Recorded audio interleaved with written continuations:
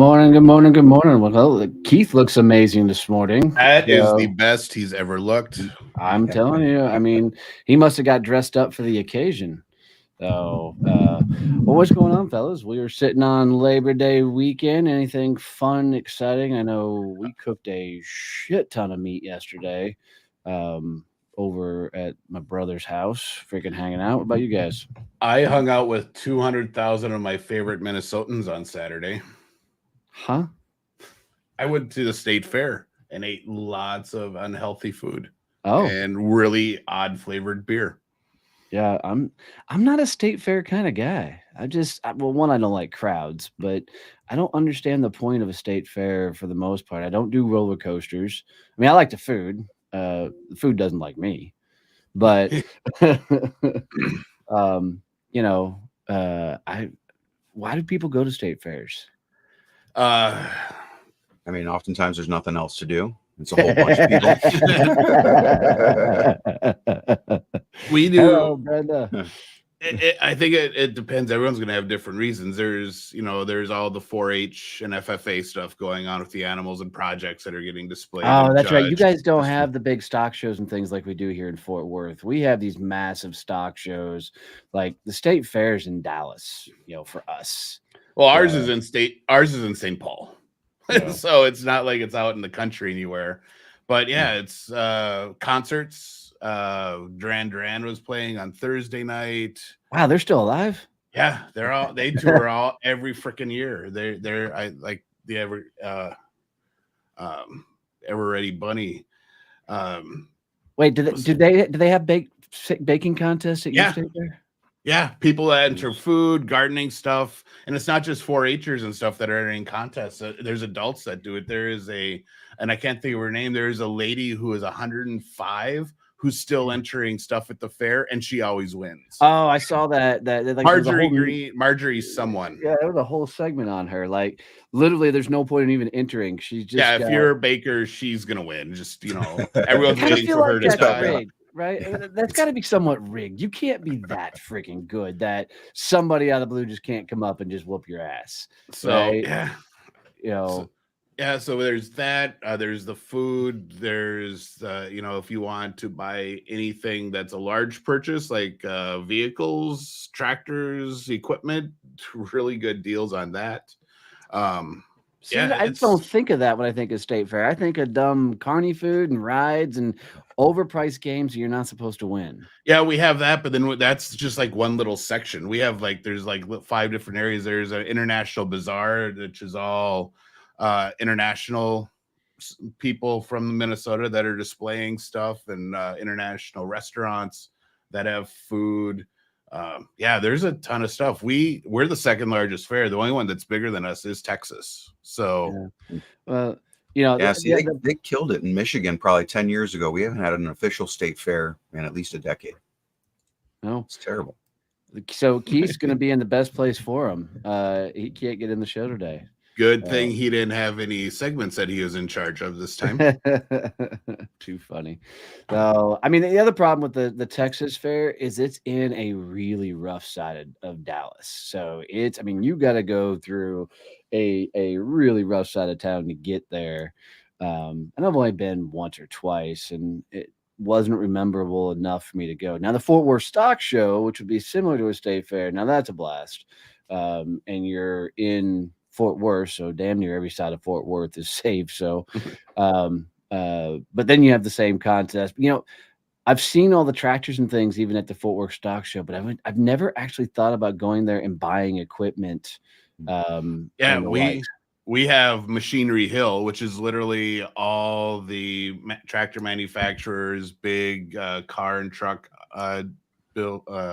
manufacturers, equipment. Harley's there. Has a big booth. Steel chainsaws does a big thing. Toro. Now, if they did like a lumberjack competition or something, they do. I could get behind that. They do. One of the days of the fair, they actually do a lumberjack competition. There's all kinds of free music at the fair. Leinenkugel has this huge bandstand. That's one of the grossest beers on the fucking planet. Yeah, I know, but they spend a lot of money and bring in a lot of really good acts for their stage. That's literally like they fair, took lemonade and poured it into a fucking Milwaukee's Best or something. I mean, you take a shitty beer, add lemonade, and you have Leichenkugel. So yeah, there are about 150 flavors of beer at our fair. A lot of them are only show up for the fair, like the dill pickle beer. So they're doing with beer what they do with the food, and you know, I'm sure you had a deep fried freaking pickle too. Oh yeah, we do have deep fried pickles, deep fried candy bars. Look, every pickle on the planet of Earth should just be I know thrown away like in the pickles. trash and done away with. I mean, they're just not good. Our big food thing is: are you a corn dog or pronto pup fan? What's a pronto pup? Yeah. So a pronto pup it's like a corn dog, except instead of the corn-based batter, it is more of a pancake-like batter that it's deep fried in. And that is a pronto pup. Never heard of it. Yeah, it's totally a Minnesota thing. I've never seen it. I've never seen it at another event out of state. So, yeah, I've never heard of that before. Yep, pronto pup and corn dogs, and some people like both. Most people are either very pro pronto pup or not. Well, go ahead. I was gonna say I do a taste test every year just to reaffirm that I'm not in the pronto pup house, and yeah, that's how it ended up again this year. I'm like, oh, I just can't do this. Oh, I know that some of the vendors, like I met a gal who they plan for the state fair every year, whatever their food entry is going to be, and she made something like $300,000 in the run of the fair. So we have a Sweet Martha's cookies. They have like 5 spots on the fair. They only sell cookies at the Minnesota Fair and like maybe one other little fair. They bring in about $7 million a year. Wow. It's insane. It's insane. People literally will buy these giant buckets of cookies on their way out of the fair, and it's gone. Cheese curds, the Mouse Trap cheese curd place, it brings in a few $1 million. It's nuts. There's some of these places that's the only place they do every year and makes their money. Yeah, I mean, back in the 80s, my grandma, she ran a national Coney Island stand at the state fair here, and they literally made hundreds of thousands of dollars doing that. Yeah. It was funny when I got to the fair on Saturday morning. I was walking by the Liney's bandstand stage area, and they were doing a recognition for people who've been working and displaying at the fair for 50 or more years. And there was one of the guys that I was listening to. He started out working at a stand with his buddy, and because his buddy's dad owned it, and now he owns it, and it's one of the staples at the fair that everyone goes to, and it's been 50 plus years, and it's just nuts. Yeah, like amazing. So I'm looking at the Texas State Fair because I was just curious. The Texas State Fair last year, just on food vendors, $46.1 million just in food vendors. That's insanity to me. Or sorry, 48.6 million. My number was wrong. That's crazy to me. $75 million in coupon sales. Wow. And coupons are so smart for something like that because, you lose them, you get down to like 2 or 3, you give them to somebody else, you can't spend them on anything, that kind of stuff. It's freaking crazy. So I, may have to rethink going back up to the fair. I just wish it was not in such a crappy side of town. I remember I was in Texas one time when it was going. I'm like, Donnie, I want to go see the fair. And he's like, no, I'm not taking you. I'm like, what the fuck? It's like, no, I won't. No, we're not going. Inside the fairgrounds is somewhat okay, but the area you got to get through to get there, it ain't worth it. So, ain't worth it. Well, let's kick it on.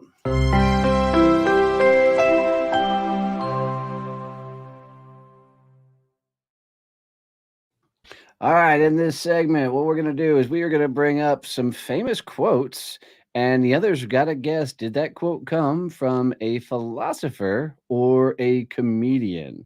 So each of us have a couple of these we want to throw out there and just see what the heck some either funny or really smart people said. Who wants to start it off today, boys? I'll go ahead and start it off. Well, okay. Go ahead, Bernie. Man, we're so kind today. All right, so I'll start it off. The more you know, the more you don't know. The more you know, the more you don't know. God, that's a great quote. Mark Twain. No, sir. Strike one. I'm gonna go with a comedian, but I don't know which one. No, it's not a comedian. Although, Kevin, you were closer on the philosopher side. It's Aristotle. Oh, all right, Aristotle. all right. I went way back to start. All right, cool.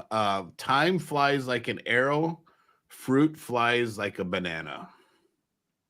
Time flies like an arrow. Fruit flies like a banana. That's kind of funny. It seems almost too obvious to be a comedian, though. Yeah. Wow, I don't know. I'm gonna I'm gonna go comedian on it. I just don't know who. Yeah, it is a comedian. Groucho Marx. Groucho Marx. I love Nice. Groucho. Nice. I used to think the worst thing in life was to end up all alone. It's not. The worst thing in life is to end up with people who make you feel alone. Which I agree with that.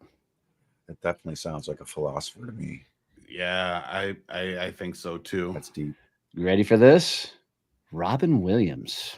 Oh, Makes sense. Yep. yeah, absolutely. Makes Absolutely. sense. All right, back to the top. When you meet somebody for the first time, you're not meeting them. You're meeting the representative. Ooh, that's fucking deep. That is the truth, though. You usually when you meet somebody the first time, you're meeting the version of them that you want. They want you to They see. want you to see. That's right. That's freaking good. I'm 100% friggin' welcome, Jeremy. I'm going with that is a philosopher. I'm gonna say it's a comedian. It is indeed a comedian, Chris Rock. Wow. Chris Rock. In the end, we will remember not the words of our enemies, but the silence of our friends. And not remember the words of our enemies, but the silence of our friends. Oof. Give me a little. I don't think I agree with that, but I think I'll say I stew on shit people stay longer than anything else. I'm like, I can't believe that shit came out of their mouth. Damn, I'm gonna go philosopher again. I suck at this game. Yeah, I'm gonna say philosopher as well. Comedian. Comedian again. Dave Chappelle. Ooh. Wow. So the only time to be positive, you've got a clear path, is when you're on the edge. The only time you're positive that you have a clear path is when you're on the edge. I'm gonna say comedian. Yeah, me too. Whether he's a comedian or not is out for debate, but it's Will Smith. So that's good. Two things are infinite: the universe and human stupidity. I'm not sure about the universe. Yeah. I'm saying comedian. Excuse me. Donnie, what do you think? I'm gonna go with comedian because this sounds like comedian. Albert Einstein. Wow. Nice. Life is what happens when you're busy making other plans. Say it one more time. Life is what happens when you're busy making other plans. Oh, comedian. Comedian. I think I know the comedian. Not exactly a comedian, but it is definitely not a philosopher. John Lennon. Oh, I would have guessed John Lennon, but the planet is fine. The people are fucked. Well, that's got to be a comedian. It's one of my favorite comedians of all time, too. It's George Carlin. Oh, yeah. Love Carlin. All right. Got two more. Doing nothing is very hard to do. You never know when you're finished. That's great. I'm going. I want to be a comedian. I'm gonna is a comedian. He shook his head, so I'm saying I was 100% saying comedian. Yeah, Leslie Nielsen. Oh, awesome. yeah. To succeed in life, you need two things: ignorance and confidence. Two things: ignorance and confidence. Boy, I agree with that. Philosopher. Comedian Mark Twain. He's a philosopher. Mark Twain is 100% a philosopher. He is considered a writer and humorist. Yeah, no. Mark Twain is a philosopher through and through. You go read some of his shit, and you're like, "Holy hell!" I mean, by 1800 standards, he may have been a comedian. Well, it's amazing the amount of news that happens in the world every day always just exactly fits the newspaper.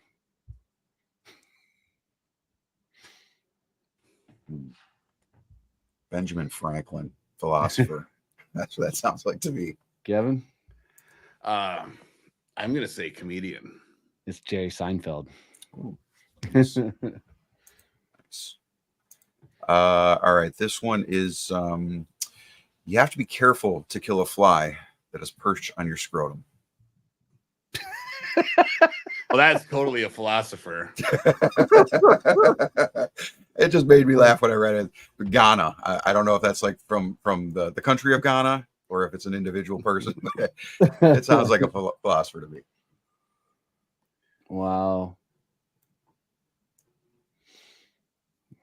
I'm not afraid of death. I just don't want to be there when it happens. That sounds like an actor more than just a comedian. Yeah, I'm going to say a philosopher, just to be counter. Woody Allen. I'd say Woody's more comedian. I don't know. I don't like most of his comedy, but it's not my style. Yeah, he's not mine either, but that was a funny quote. Behind every great man is a woman rolling her eyes. I have that on my screen, so I won't guess. Oh, I'm going to say comedian. Jim Carrey. Yeah.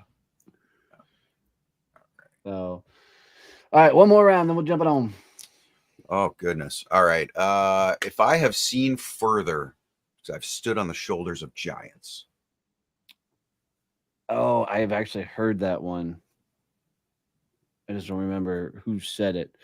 Let's go with philosopher. Is a philosopher, Sir Isaac Newton.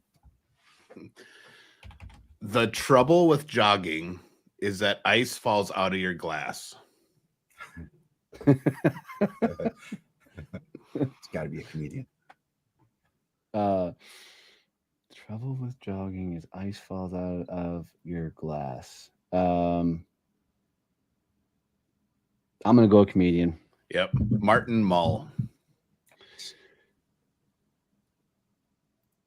The question isn't who is going to let me, it's who's going to stop me.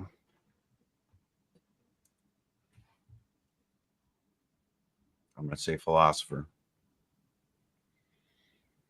And well, I'm just going to be controversial and fucking say it's one of the greatest philosophers of all time in Ayn Rand. So, just to pick that fucking fight, though, because I like to. So, all right, we are going to kick it on to.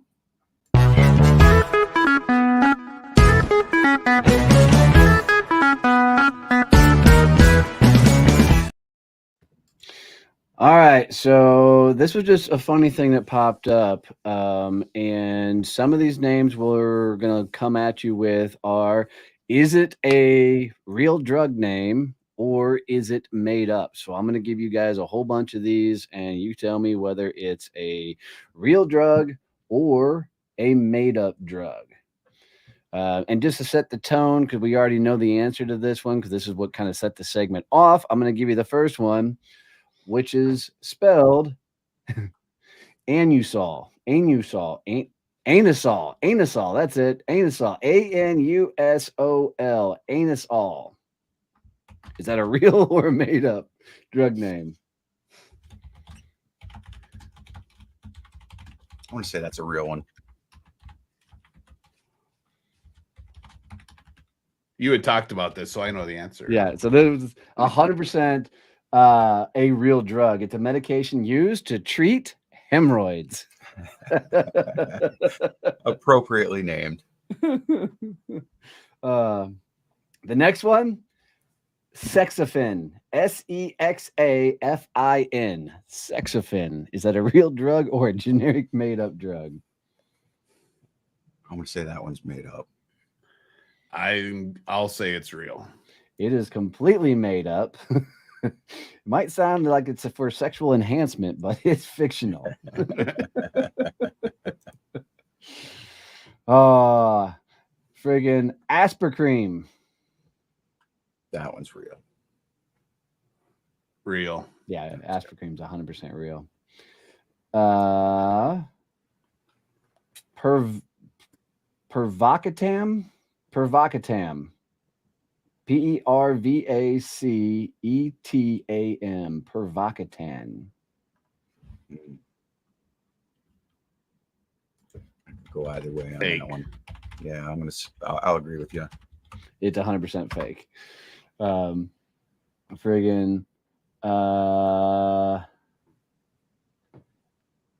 Lopressor. Lopressor. Lopressor. Lopressor. I'm going to say that one's fake. It's actually real. The beta blocker used to treat high blood pressure. Some of these are funny. Lustitol. Lustitol. Lustitol. Excuse me. Fake. I could see it being a real name. And it's false. Mm. Wait, gave me one. Viagra.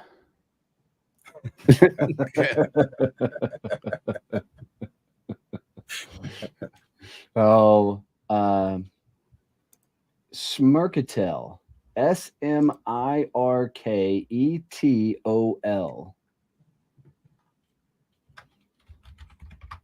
I'm going to say fake.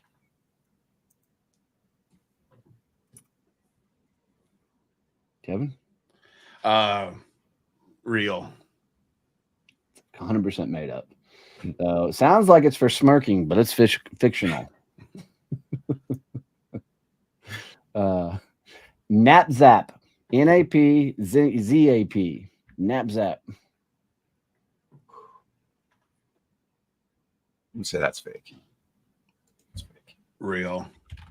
100% fake. Hold on, what's the other one? That was another good one. Oh, Yanitol. Yawnitol. Used for inducing yawns. That's fake. Yes, fake. Klonopin.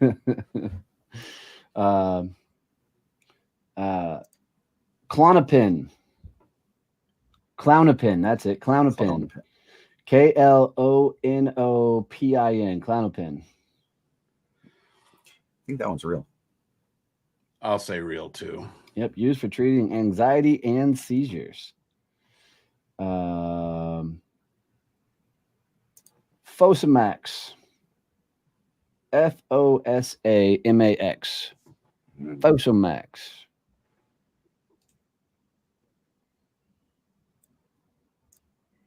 Real. 100% real. Oh, yeah, it's used for treating something. Osteoporosis. Okay. Effexor. Effexor. EFFEXOR. That one feels like a real one to me. False. Fake. It's real. It's real. What's it used for? Effexor. Used to create antidepressant to treat depression. Oh, That seems appropriate. all right.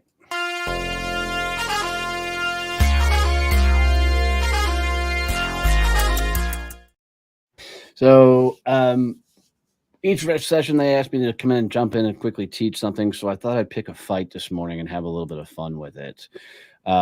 Just because I know somebody on the show is really opinionated about this and he's wrong. So I figured I would throw this on the table. But elevator pitches, 30-second commercials are fucking pointless. You do not need to be able to dictate a magical creation of some sort to tell people what the hell you do for a living. So my philosophy is really plain and simple. To tell somebody what you do, just freaking tell them what you do. Anytime you got to add anything to it, you're trying to pitch, convince, or sell them your crap, because that's the way so many people were taught to introduce themselves in certain rooms in certain settings. Like there is literally an organization that teaches people to even go so far as to put dumb generic jingles on the back end of their stuff, which are fucking pointless other than getting somebody to remember who your company name is. If you want somebody to remember who your company name is, open doors for them, make introductions for them, freaking get into their world and help them out.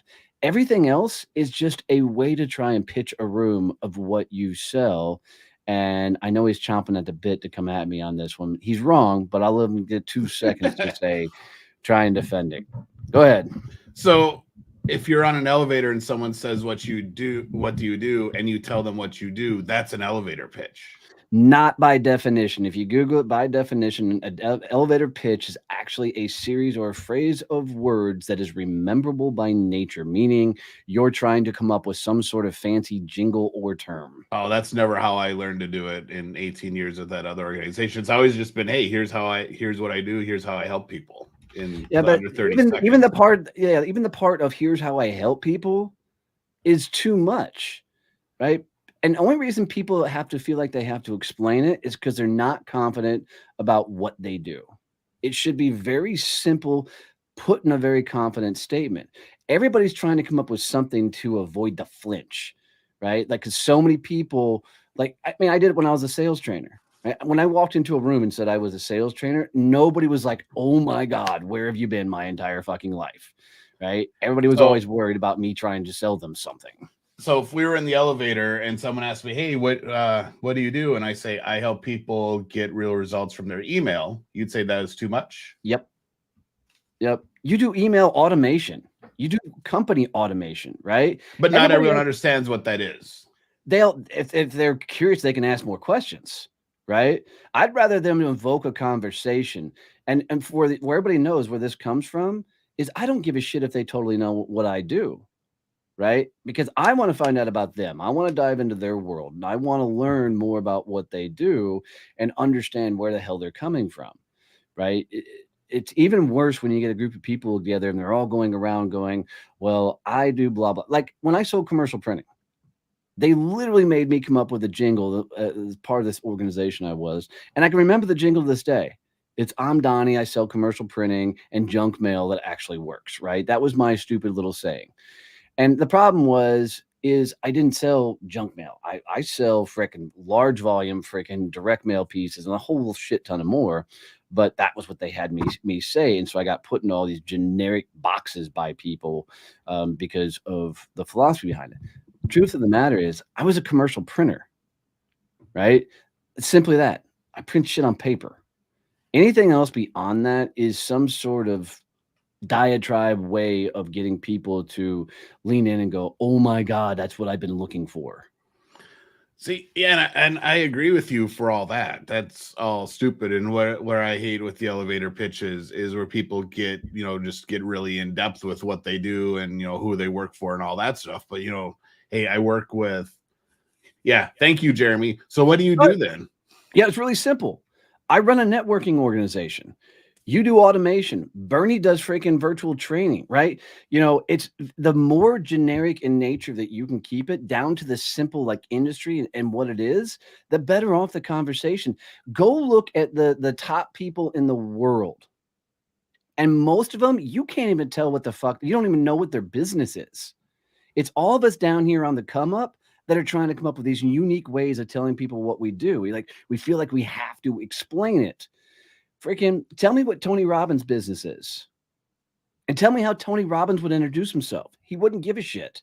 Same thing with Gary Vee, same thing with all these big names, right? They don't have to come out and explain what the hell they do.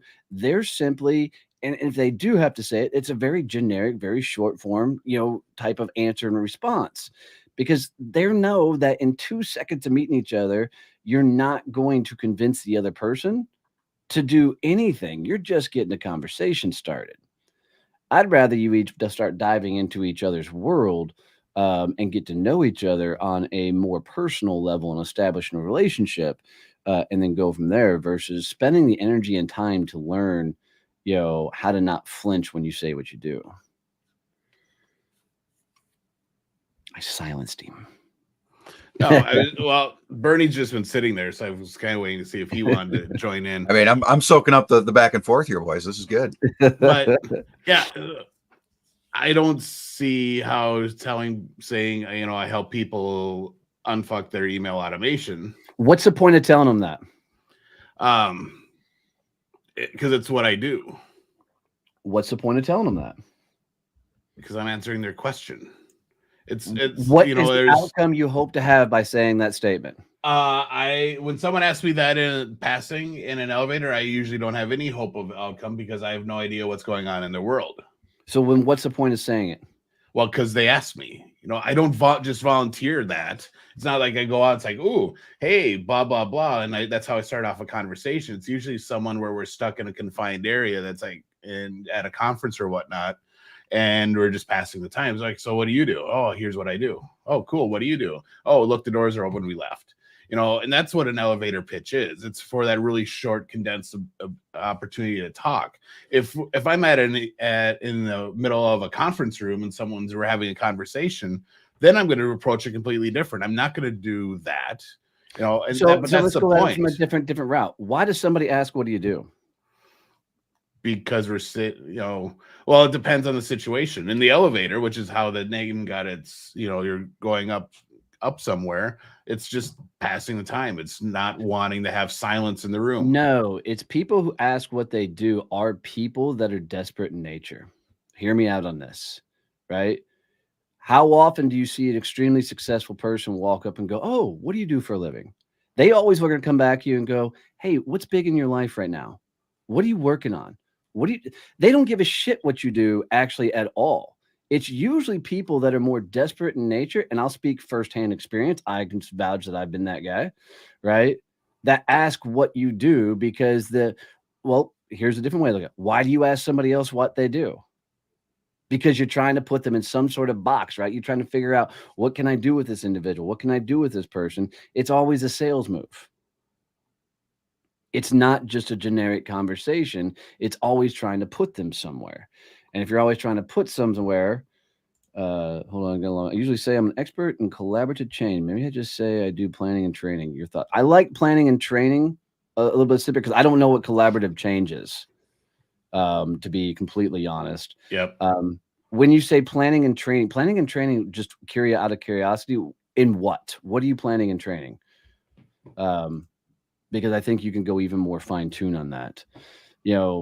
Like now, if I introduce somebody, I'm usually going to freaking dice it up a little bit. Like if I introduce Kevin, I'm going to say, dude, this guy is one of the best, automation guys you need to know. But you're so much more than just email automation guy, right? You're pigeonholing yourself by saying I unfuck people's email automations when you do a shit ton more than that, right? And that's the problem with a lot of these people trying to do things is they're putting themselves in some sort of generic ass box, right? When we do a whole lot more than those. And for me, I want to get more in depth into the conversation, but people also lean on those elevator pitches as some sort of crutch because they don't know how to have a dynamic conversation. I know that's how I carried myself for freaking years is I suck at small talk. To this day, I suck at small talk. And it's something I really got to work at. Well, and I think people ask that question because it's a super easy question to ask. I've only one time I asked that question and I got yelled at and was told that it was improper to have those discussions with people. I don't think it's improper. I just think people lack the ability to communicate effectively. Yeah. You I'm know? like, what do you mean it's improper? It's like, you know, and this guy was totally all, you know, it's, you know, poor manners to ask someone what they do. I'm like, since when? Dude, I can tell you, I had a gentleman that was running a very large company come up and ask a question that put me on my heels for 2 seconds because I wasn't ready to respond. He says, "So what's important to you right now?" And that was like his out of the gate question. And I thought, holy shit. And I actually had to really collect myself and go, well, you know, this is some of the things that I'm working on. Um, you know, that, you know, I had to really think through what am I actually, you know, working on as a whole. Jeremy, I actually want to pull up your LinkedIn profile so I can see what industry are you in? Jeremy, I'm really interested to know because that'll help me understand better. Hold on, I'm trying to get to Jeremy. Jeremy Grand Staff. I see you there. Yeah, Jeremy, I think you and I should probably have a virtual coffee, buddy. Yeah, looking that way. Oops, I didn't mean to hit that. Dun-dun-dun-dun. What's that? Oh, if they do analytics, delivering powerful small business success and profitability. Five freelancer. That's not business been founded in 2014. So, man, you could get away with simply saying you do business analytics. Just as a quick read through what you do, because that opens either a lot of conversation, um, you know, and makes it pretty clear and gives people at least a good line of thought on what your business is. Everybody has at least a idea of what business analytics is. So, and if you want to spark conversation, where a lot of people try and do with the jingles and type of things, saying just business analytics opens the doors for a lot of questions and people to come at you and ask about it. What I do is about the industry. I'm a process guy. You damn overthinkers. Freaking. There needs to be like I need a remote control that I can turn off the brains of some people once they start thinking, man, because they're just down these rabbit holes. But as always, I think just keep it very, very, very, very simple because the other thing you'll hear people do is when they try and respond to what they do, they start stumbling and tripping all over their fucking words.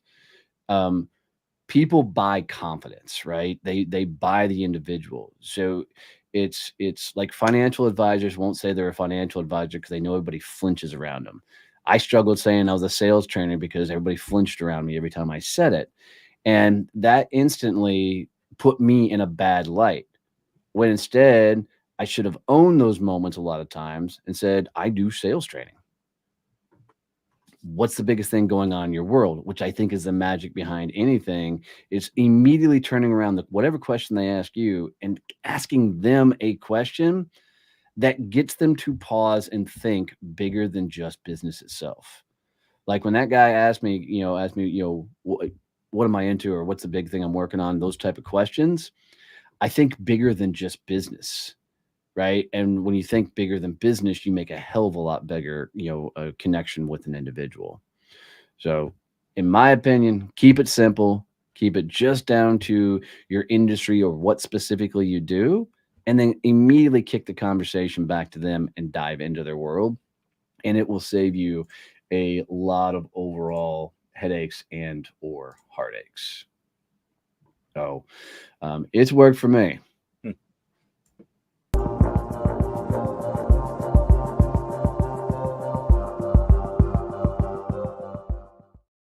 All right. Well, I didn't have the right clip for that one.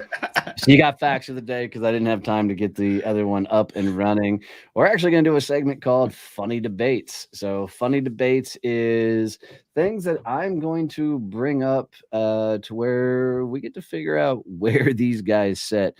Kind of wish Keith was up here on this one because he's very opinionated on some of these. But so Keith, if you're still watching, friggin' in asking that question, I'm more interested in asking that question. What has been great for you and what kept you up last night? There's way more to do what I do than my current job.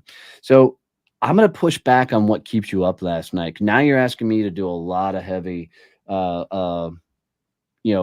lifting on that. And as a CEO, I can tell you, I don't like answering what kept me up last night, because now I feel like it's fixing to be a sales pitch on the back end. Like you're fixing to come at me with something.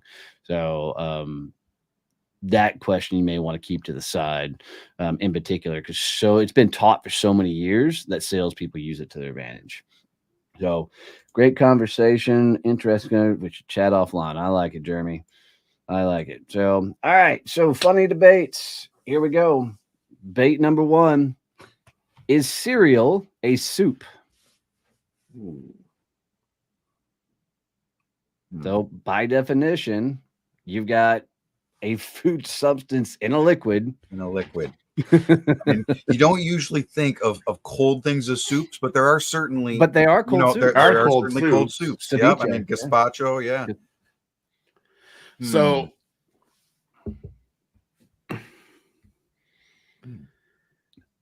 it doesn't. So the normal things that are in soup, cereal doesn't have any of them. Doesn't have any meat, fish. But not all soup has meat, right? Or they do have it's grains. not. None of it's a stock. None of it has a stock base. I'm gonna say that it's not, but I could understand the argument on this one for it being a soup. I like the idea of keeping it in its own category, almost more of a dessert, because I like a sweet cereal, if I'm going to be honest. But I understand the argument for this one being potentially a soup. I don't have enough ammunition to say it's not, I don't think. Yeah, I mean, it's just milk and grain and sugar. Lots of sugar. I don't know if I call it soup. So the next one, pineapple on pizza, yay or nay? Man, my father would kill me, but I say yes. I mean, I like all the flavor I can get on a pizza. I don't have any issue with pineapple on pizza. Hell the fuck no. No. So I like flavors, but sometimes that it's just too much flavor. Yeah, and I don't like pickles either way. But one of the reasons I don't like pickles on a hamburger is because it completely changes the flavor of a hamburger. You would not have liked the pickle pizza I had No, on Saturday. God, why would you even order that? It was so good. I just want to turn off your camera and mic right now. Ketchup on fries, dip or drizzle? Dip. I'm a dip. Yeah, I'm a dip guy. Drizzle it, then your fries just get soggy. Well, eat faster.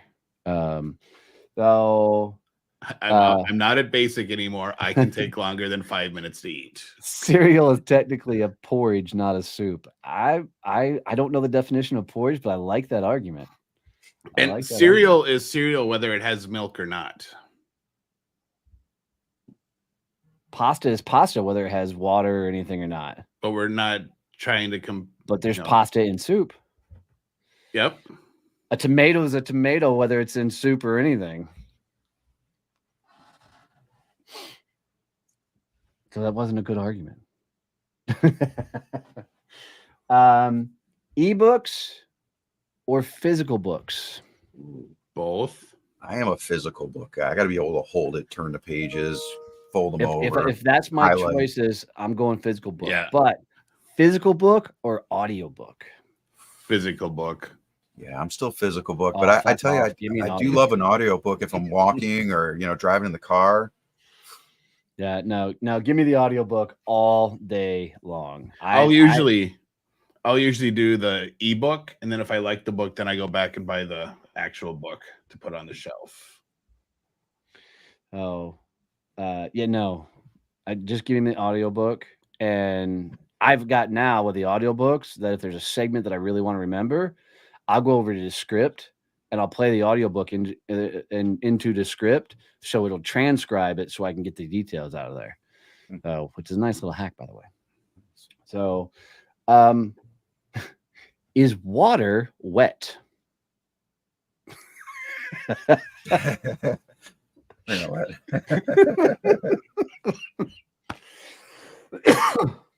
Is there actually a logical argument for no? It's a philosophical or scientific conundrum, it actually says. But is it wet or does it become wet? I don't know how to answer that one. I don't either. I'm really glad Keith isn't on the call right now. Water is by its nature wet. I actually kind of want to put that one in Google and see what the debates have been. Over is water wet or not. Socks on before your pants or after? I'm an after. After. Yeah. Before.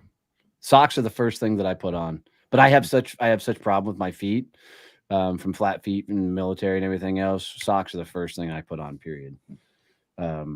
That just no socks are the last thing for me. And if I'm home alone, I will probably not even have them on ever. So gross. Feet are gross. Feet are fucking gross. I'm with you on that, Donnie. If people who have freaking like foot fetish shit, their feet are just disgusting. Yeah, no, it's not a that thing. But I have no issue walking around outside barefoot. Gross.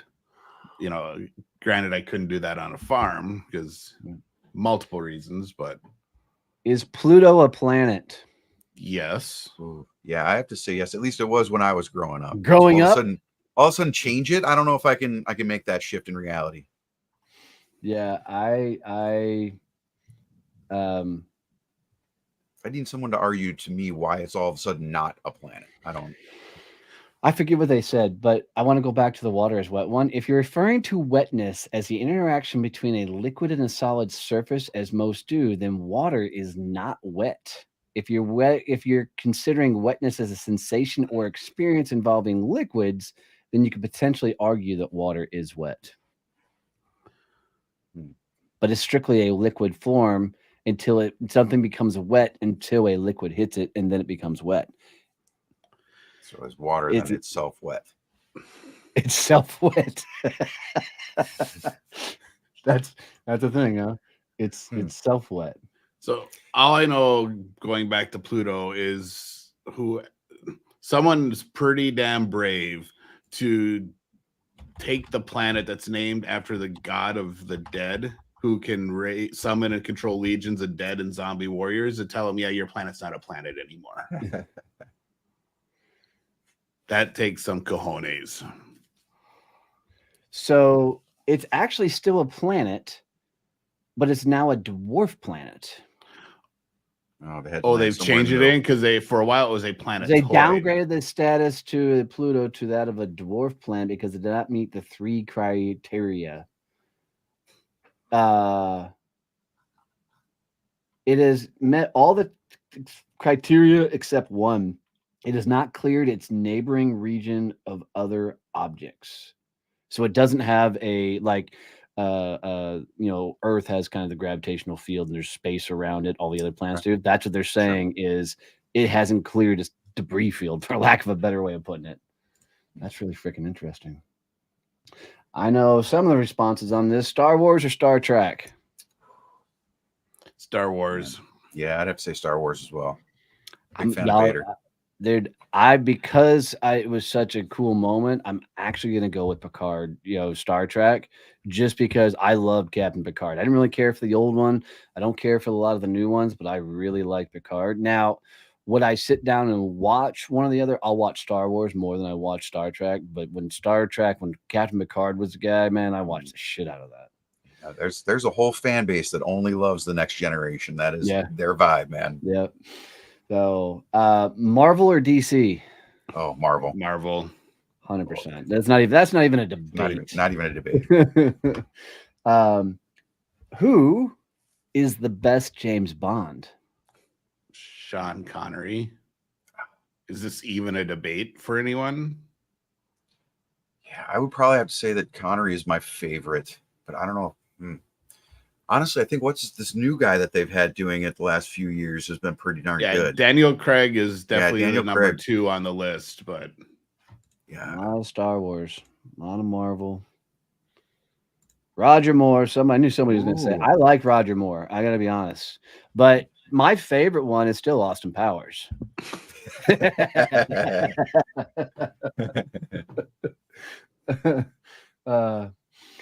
Is it a soda, a pop, or a Coke? Depends where you're from. Yep. You're in Michigan, it's a pop. Minnesota and South Dakota, it's a pop. It's a fucking Coke. If Really, you're in really- Florida, it's a soda. You know, Coke is a flavor. right? But if you ask around here, you say Coke, and everybody's like, "What do you want? Pepsi, Sprite, 7-Up, right?" So I thought it was brilliant branding on Coke's part to make it an overall. That became the category. You like Q-tips. You guys know is not what they're actually called. That's the brand name. Kleenex is the same way. Yeah, Kleenex same way. Yeah. Chicago is a pop. Somebody says. Yeah. Midwest is definitely the pop thing. Is Die Hard a Christmas movie? Yes. I say yes, even though Bruce Willis came out and said, "Fuck no, it's not a Christmas movie." But I have a Die Hard Christmas shirt I wear every year. I only watch it at Christmas time. Yeah, that's the only time it's on TV is at Christmas. I'll have to go find the video, but they actually did say that Die Hard is like the precursor to Harry Potter, and they break it all down because Snape's in there and everything about how Die Hard created the Harry Potter series. It was actually pretty funny. Is a taco a sandwich? Man. I mean, Fuck no.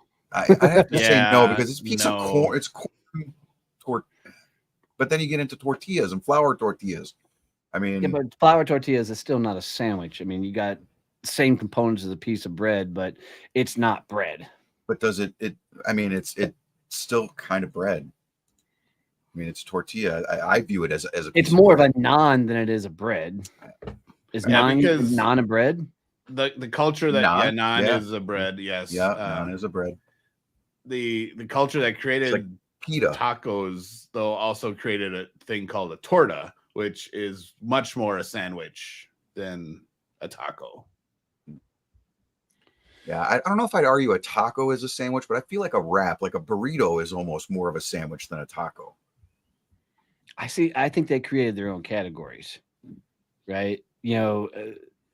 I think people are trying to put it into a category like say it's a sandwich, but I think that's one of the things that came along that created its own thing. And tacos were not originated in Mexico, by the way. They were a completely Americanized thing.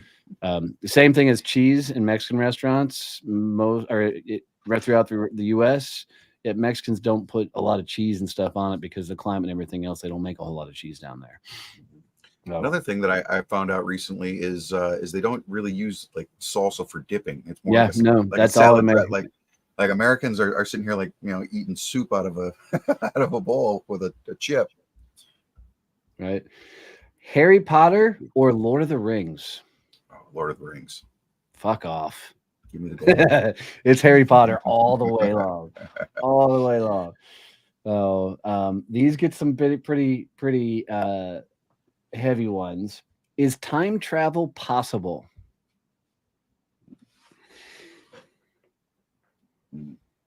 I want to believe that it is, but I feel like if it was, people would already be doing it and would have fucked up the whole universe. I think it's Have you seen the world we live in right now? I mean, it could be worse. I think it's 100% possible. And I'd be almost willing to debate that it's happened, even though I have no proof. But you put in one of the other segments we did where what's the something effect that we did the butterfly effect, not the butterfly effect, the other one, the where Shazam's no longer a thing and Richard Simmons didn't wear a headband. Mandela effect. Mandela effect, right? I think time travel is one of those things caught up in like that Mandela effect thing because some of those Mandela things that are completely erased. How else do you erase that shit? I know that's totally conspiracy theory, which should be a whole nother segment we should do sometime. Is beauty objective or subjective? It's subjective. And I think it can be objective, right? Depending on what your criteria is, right? If you're at a beauty contest, it could be more objective, but it's always going to be subjective to the person who's doing the observing. I think that's a valid argument. I think that's a real valid argument.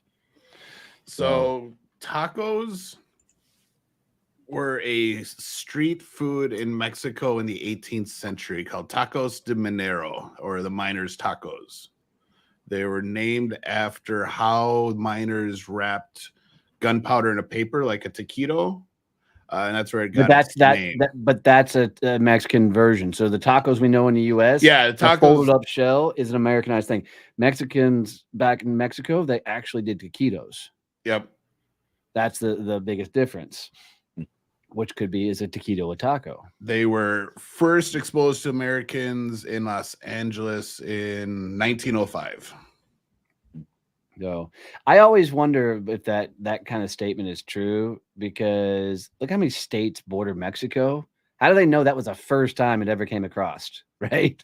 There's a lot of times, that there was plenty of people. It just first time it was written down by somebody. That's right. That's right. Yeah, I guess there were a bunch of Mexican food carts that were run by women called chili queens. Nice.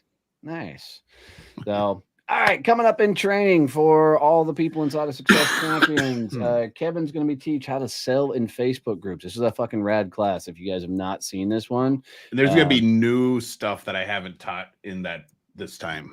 Literally, just to give him a testimonial on that, we have somebody that went through that entire session with him and has closed $200,000 worth of business because of this training. Like within 2 weeks after doing it the last time.